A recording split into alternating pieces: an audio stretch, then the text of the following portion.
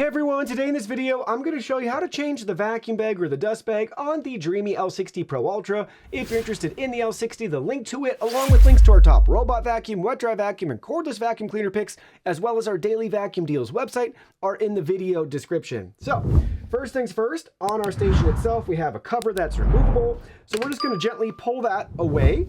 So away from the station, it comes right out, just a couple of tabs there at the top, and that's going to reveal our vacuum bag. Next, you'll want to grab the bag and just gently pull it out of the station, and you'll see this lid here, right? So that's going to create a seal so you're not spilling dirt and dust as you move this around your house to go throw it into the trash. Now, to add a new bag with this area open like this, grab your new bag. If you want to, you can write the date up here or somewhere on there if you want to keep track of that for yourself, and then we can go ahead, line it up. It just slots right in. I recommend pushing on the sides first to get it nice and snug. This is pretty flimsy, and then you can just gently push that in the rest of the way.